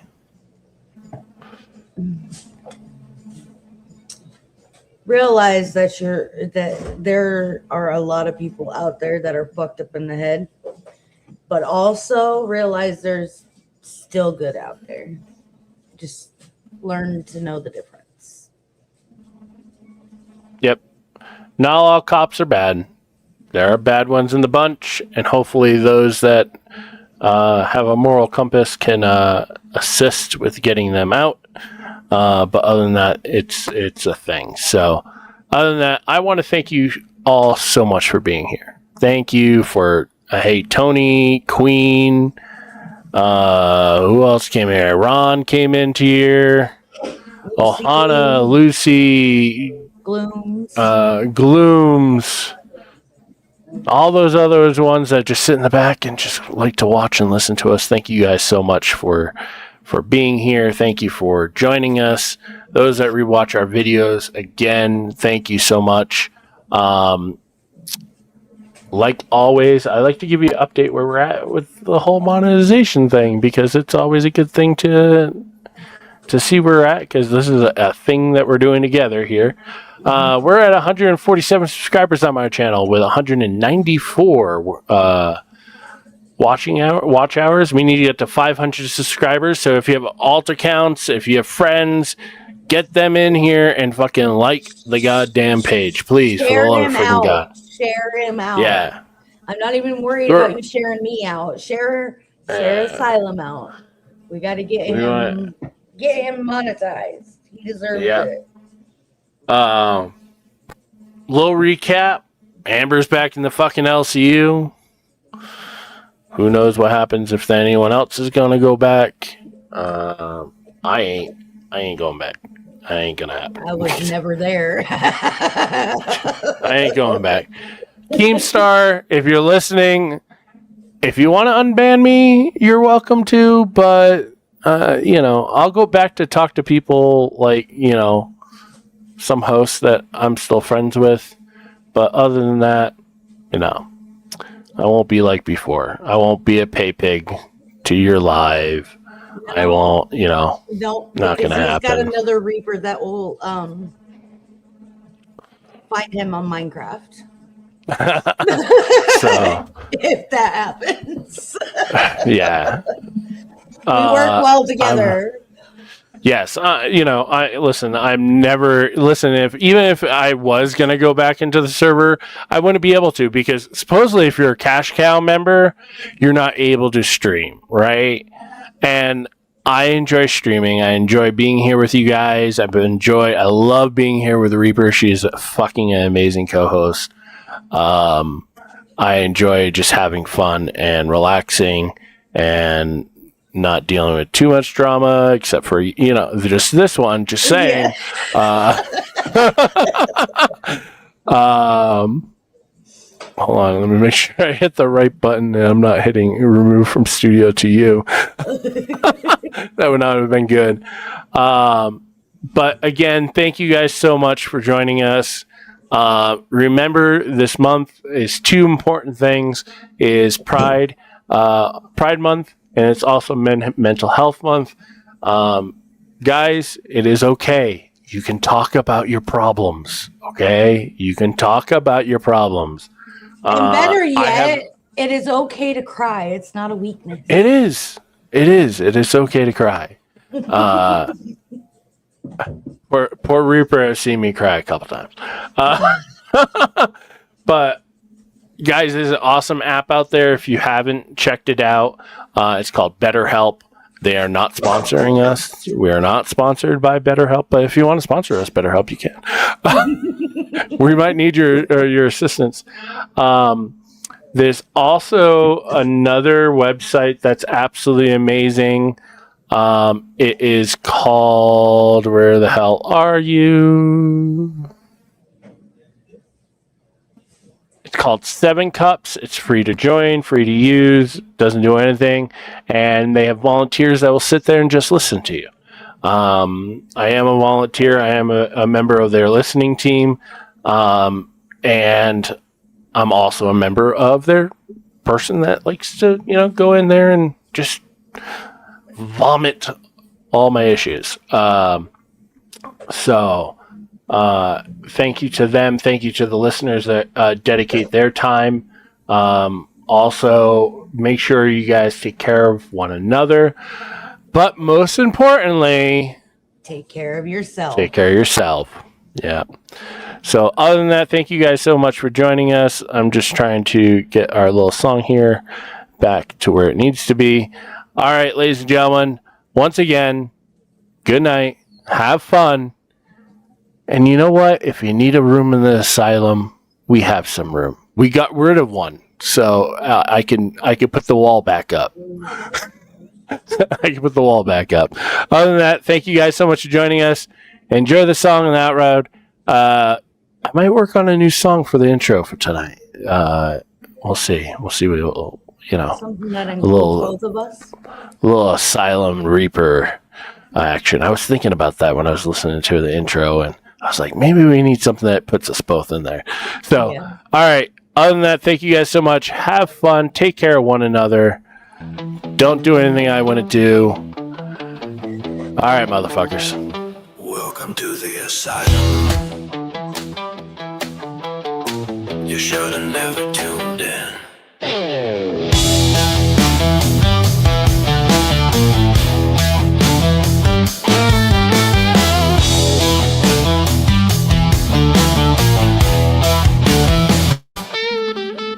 And if you haven't joined the goddamn fucking Discord, you fucking nutcases, join the goddamn Discord. Yes, join the Discord. Links in the fucking community chat. What did I say again? Join the goddamn fucking Discord, you fucking morons. Step back, heartbeat pounding like a panic attack. Graffiti screaming on the padded walls. Don't look, but you hear the call. Something's wrong, you feel it too. Static crawling through the view. No escape once you're inside. Welcome to the other side. Hey, welcome to the old cow-faced half-ball, where the crazy never sleeps. Live while the world goes mad and the nightmare runs deep. Screaming loud, you're stuck inside. No way out, no alibi. This ain't a show, it's a breakdown. Welcome to the Ace Down now.